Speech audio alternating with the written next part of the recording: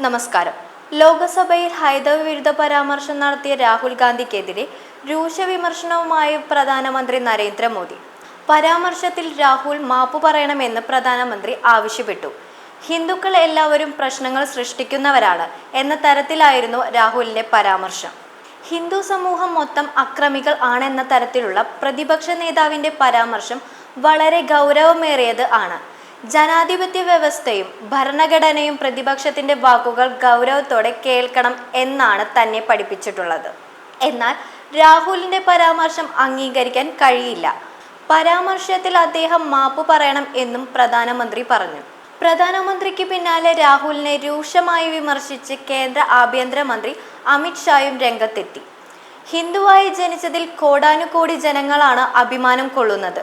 അവരെല്ലാം അക്രമികൾ ആണെന്നാണോ രാഹുൽ ചിന്തിക്കുന്നത്? ഹിന്ദുക്കൾക്കെതിരെ നടത്തിയ പരാമർശത്തിൽ മാപ്പു പറയണമെന്നും അമിത് ഷാ ആവശ്യപ്പെട്ടു. രാഷ്ട്രപതിയുടെ നന്ദി പ്രമേയത്തിൽ നടന്ന ചർച്ചയ്ക്കിടെ ആയിരുന്നു രാഹുൽ ഹിന്ദു വിരുദ്ധ പരാമർശം നടത്തിയത്. നമ്മുടെ എല്ലാ സഹോദരങ്ങളും ഇവിടെ അഹിംസയെക്കുറിച്ചും ഭയം ഇല്ലാതാക്കുന്നതിനെക്കുറിച്ചുമാണ് സംസാരിച്ചത്. എന്നാൽ ഒരു കാര്യമാണ് ഈ വേളയിൽ തനിക്ക് പറയാനുള്ളത്.